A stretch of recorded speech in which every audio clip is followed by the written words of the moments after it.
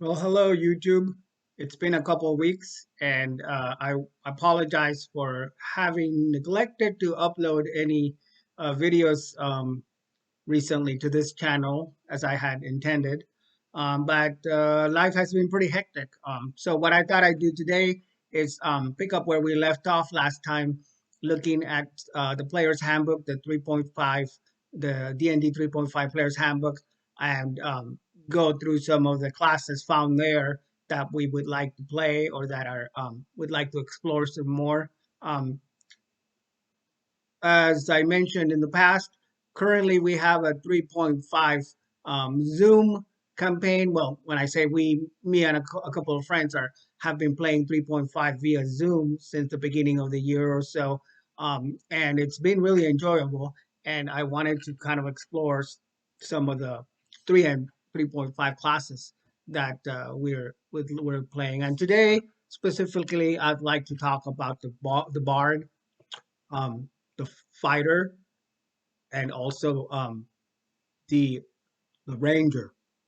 Now we don't have any of those classes in our current campaign, but it would be great to see if we could play some of those classes or to take a look at what those classes have to offer to players. So, without further ado, as they say, let's go ahead and get started.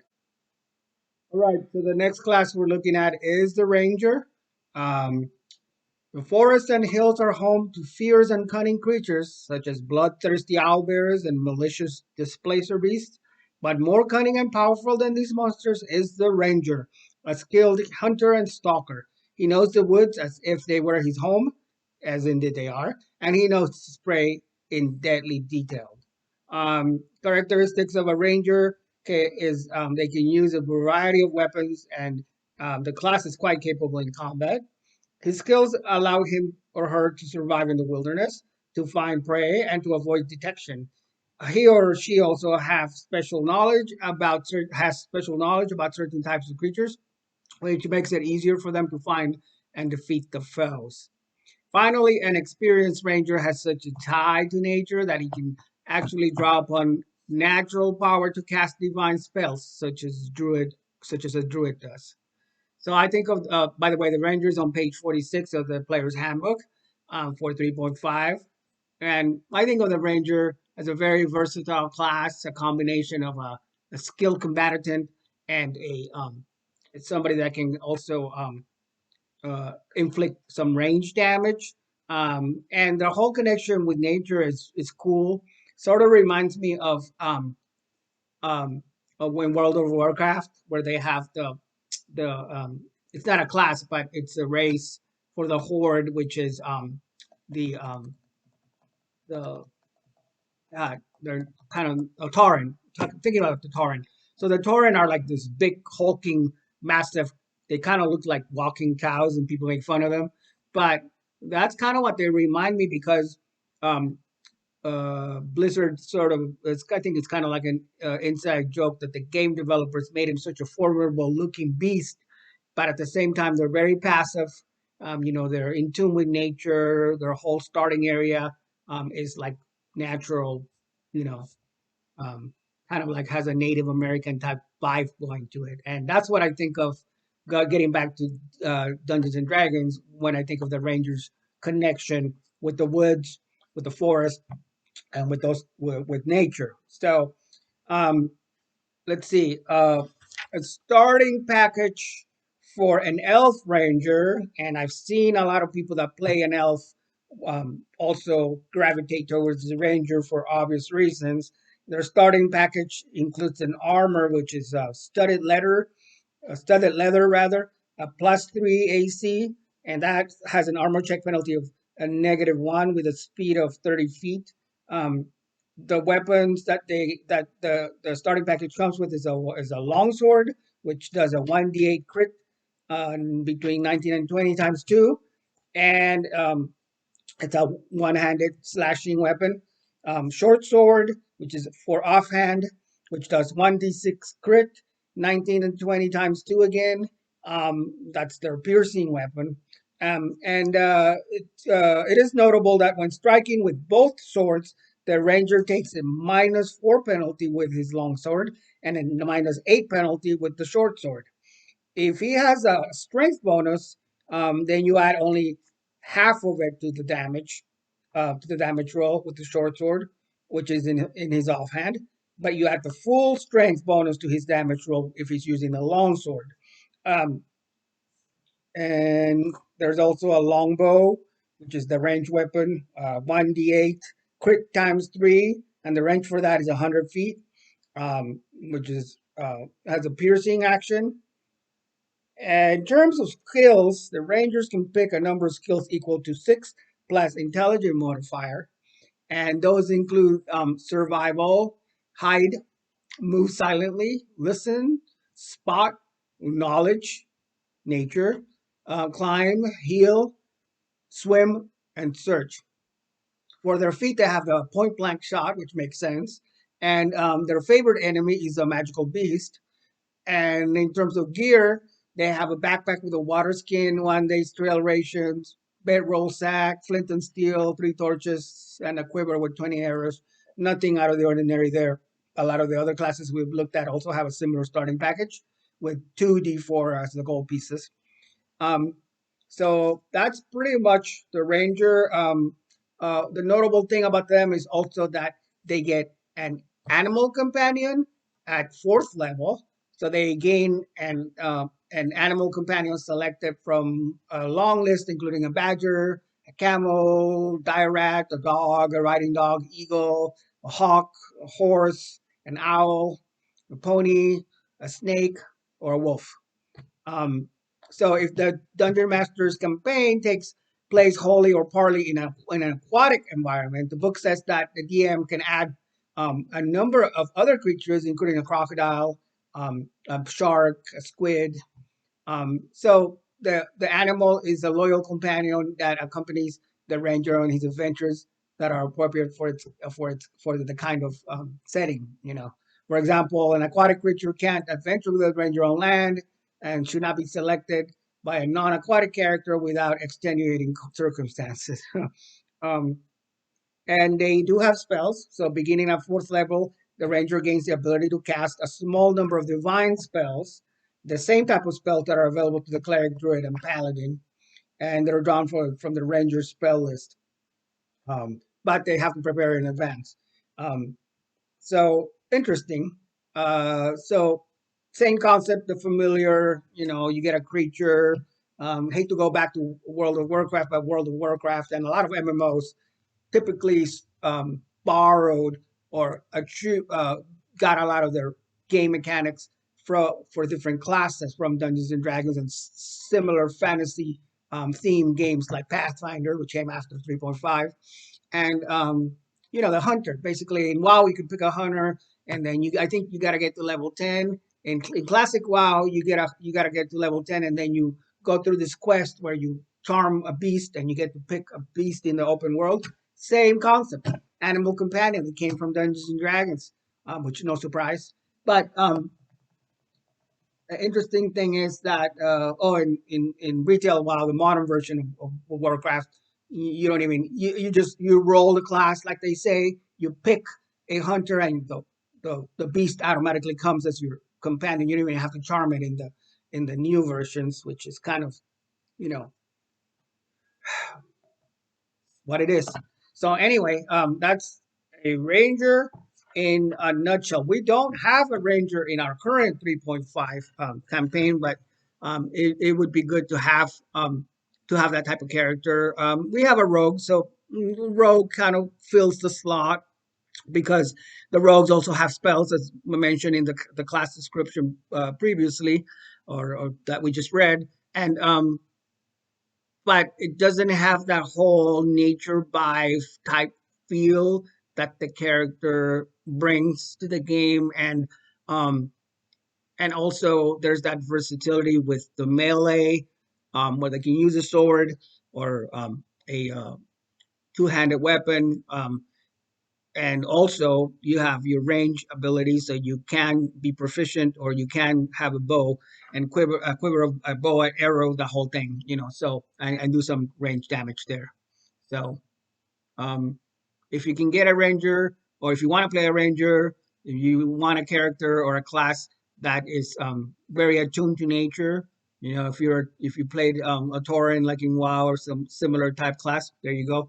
The ranger is the way to go. All right, the next class we're looking at is the fighter. And we don't, I think I may have mentioned already, we don't really have a fighter. I'm playing a barbarian, so it's kind of a specialized type of tank or damage dealing class.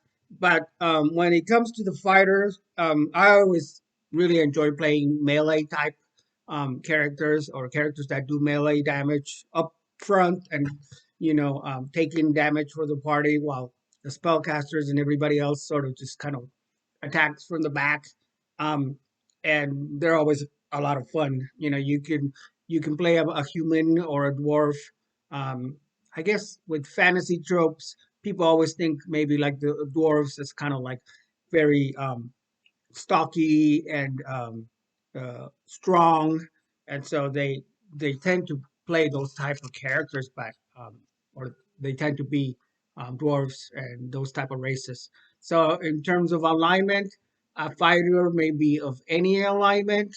By the way, this information is on page 37 of the player's handbook, as you can see. Um, so alignment, good fighters are often crusading types who seek out and fight evil. Lawful fighters may be champions who protect the land and its people, while chaotic fighters may be wandering mercenaries. Evil fighters tend to be bullies and petty villains who simply take what they want by brute force. Um, you know, Remember a discussion that I saw a while back about dungeon masters having to deal with evil characters, or lawful evil characters, or characters with alignment other than good, and the problems that can present in that campaign. So I always read about alignment and I kind of chuckle because it's really true. It brings that type of a different element into the role playing scenarios. Um, let's see. I guess I'll go with the Dwarf Fighter starting package, since we always discussed the starting package. The Dwarf Fighter can have a scale mail armor, which gives it a +4 AC and an armor check penalty of -4. Um, their speed is pretty average, 20 feet. Um, and they also get a heavy wooden shield, which is a +2 to AC, and an armor check penalty of -2. Um, and for the weapons, they have the Dwarven War Axe. The Dwarven War Axe gives it a 1d10 and crit ×3. It's about 8 pounds, and it's a one-handed slashing weapon. And they also get a short bow, which is 1d6 with a crit ×3, which has a range about 60 feet. Um, it's kind of a piercing short bow. And in terms of skills, they can pick a number of skills equal to 2 plus the intelligence modifier. Um, a fighter at first level has a +1 base attack bonus, a fortitude save of +2, a reference save, reflex save of +0, no reflex saves, no will save. But they do get a special bonus feat. Some of the skills that they can take, or that they have, include climb, jump, ride, swim, intimidate, listen, search, and spot. Um, the feat that they start out with includes weapon focus, which um, that's the dwarven war axe. So they have a weapons focus of dwarven war axe, and then as a bonus feat, if their strength is 13 or higher, they get power attack. If their strength is 12 or lower, then they have the improved initiative instead. Um, and then the gear includes a backpack with a water skin, 1 day trail rations, a bedroll sack, flint and steel, and a quiver with 20 arrows. This is pretty standard stuff. And in terms of gold, they get 4d4 gold pieces. Um, Interestingly, the human fighter starting package is different. They get an armor, which is the scale mill, still a +4 armor with the same armor check penalty, which is -4. Um, but in terms of weapons, they have the great sword, which is a 2d6, which crit 19 to 20 times 2. And it's a two-handed slashing weapon, which is kind of cool. And then the short bow, which is a piercing weapon, that does 1d6 crit times 3, and the range of that is 60 feet. And then they can pick a number of skills equals to 3 plus the intelligence modifier, which is um, a little bit better than the skill selection that the dwarf gets. Um, and then, of course, the skills are the same, pretty much, and except their weapon focus changes to the great sword instead of the dwarven war axe. And as a bonus feat, if their strength is 13 or higher, they have power attack, which is the same. If the strength is 12 or lower, improved initiative. So that's the same as the dwarf. But the bonus feat is different because they get blind fight, and the gear is pretty much the same, except they get no, yeah, I guess the gear is all the same. But the bonus feat, that's pretty nice to have the blind fight um, as a bonus. Um, you know, when it comes to the fighters, the fighters are always like um, specialized in terms of the melee weapons that they use. And they're a lot of fun to have. And in our current campaign, as I mentioned before, I'm playing a barbarian, which I kind of think of as a specialized fighting class. Um, but um, if you don't have that, then I guess every party needs to have some kind of a fighter type race or a class in order to be balanced, because you have to have somebody up front taking the damage. Um, and it comes really into play when you're dealing a lot of damage in the dungeon scenarios or dungeon crawls.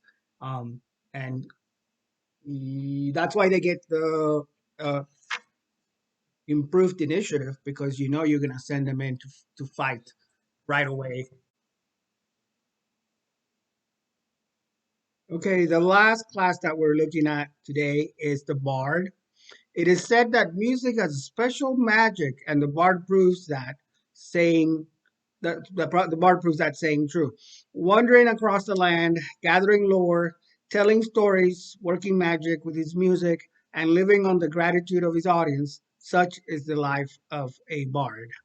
When I think of a Bard, I think of their special ability to have um, different game mechanics with instruments. They start off with a lute, if I'm not mistaken, and then I don't know if as they progress, I really haven't played the bard that much, but our bard characters. But I think as they progress, they're able to switch out their instruments, they get other equipment that allows them to have better songs, to do more things, more magical effects.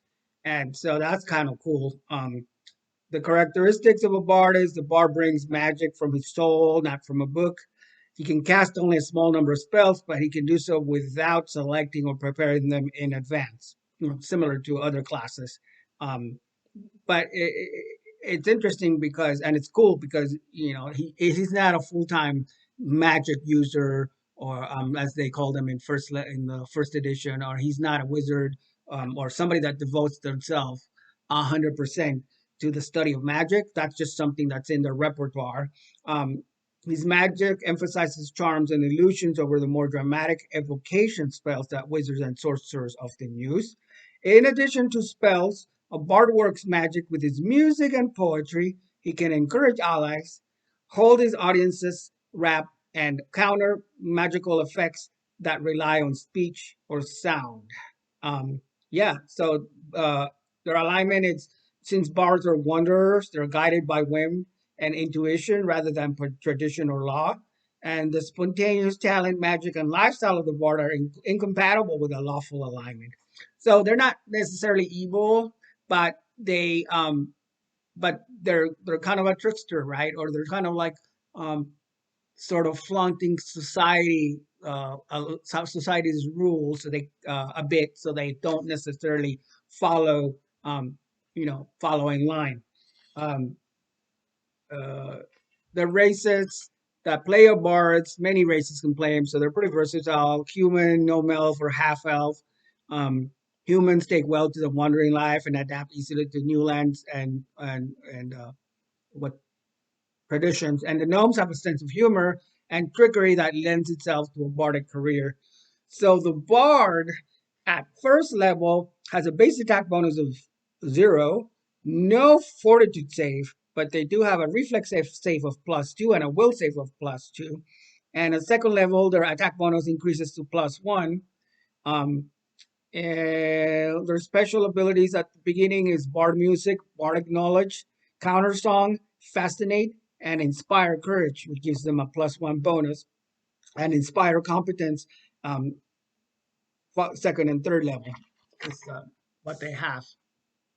So the class skills for the bards include appraise, balance, bluff, climb, concentration, craft, decipher script, diplomacy, disguise, escape artist, gather information, hide, jump, knowledge, listen, move silently, perform, profession, sense motive, sleight of hand, speak language, spellcraft, swim, tumble, and use magic device. So they get 6 skill points at first level. So 6 plus an intelligence modifier times 4. And the skill points at each additional level is 6 plus intelligence modifier. Um, what's really cool about the class is they have spells, as I mentioned before. The bard class casts arcane spells, and but their selection of spells is extremely limited. Especially in the beginning, the bard begins uh, with 4 level spells, which they call a cantrip, and they can choose from those. At most levels, they gain one or more new spells. Um, so spell casting is part of their characteristics. They also have bardic knowledge. So basically, they travel a lot. They talk to people. They're pretty charismatic. So a bard picks up a lot of stray knowledge while wandering the land and learning stories from other bards. Um, and they have their bardic music, which we mentioned. So once per day, um, per bar level, the bard can use his or her songs or poetics to produce magical effects on those around him.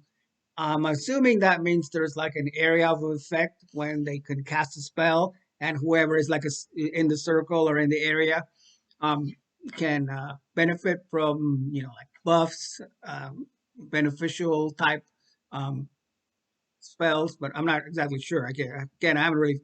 I find the character interesting. I like to play a bard at some point, or to have a bard in the party, because some of their are some of their skills, feats, and characteristics are very unique to the class. There's no other class in Dungeons and Dragons that actually does that. For example, they have this skill called Counter Song, which means that a bard with 3 or more ranks can, in perform skill, can use his music or poetics to counter magical effects that depend on sound. That's pretty cool. And they have Fascinate, um, or they can use Fascinate, can take Fascinate as a skill. A bard with 3 or more ranks in that in a perform skill, can use his music or poetics to cause 1 or more creatures to become fascinated with him. It's kind of like a variation of charm, charming a creature. And um, suggestion. So when they get up to 6 level higher with a bunch of ranks, 9 or more ranks in perform skill, they can make a suggestion to a creature that he has already fascinated, uh, and that's great. If you have one in your party, is able to fascinate a creature while your melee fighter or your other party members are dealing damage up front. So, um, just a taste of some of their skills. So if they like I mentioned, they can start off with a lot of races, but the gnome bard starting package, specifically the gnomes, have an armor which is studded leather +3 AC with an armor check penalty of -1. Um, and they have arcane spell failure chance. That's the -1 penalty. And the weapons they can use is a long sword, which does 1d6 of damage with a crit, which is 19 to 20 times 2. They can also use a light crossbow starting out, which is 1d6, and the crit for that is 19 to 20 times 2. And they can pick a number of skills equals to 6 plus intel modifier, which I think I mentioned before. Um, can get ranks in performance, spellcraft, use magic device, gather information, and a lot of other ones. Um, they get a feat. The gnome, at least the gnome bard, has a feat of if their dexterity is 13 or higher, they get dodge. But if their dexterity is 12 or lower, they get improved initiative instead. And then they have 0 level spells that they know. Just starting out, they have detect magic, go sound, light, and read magic. And for their gear, they have a backpack with water skin, 1 day's trail rations, bedroll sack, and flint and steel, and 3 torches. And they also get a case with 10 crossbow bolts and a lute. The lute is a common instrument that they start out with, at least in this specific class race combination. And they also get a spell component pouch, and 2d4 gold pieces as their starting money. Um, Very interesting class, you know. Probably a ton of fun to play, and we don't really have one. And at some point, hopefully, our party can diversify, or maybe I'll get a chance, or we'll get a chance to play one in the near future.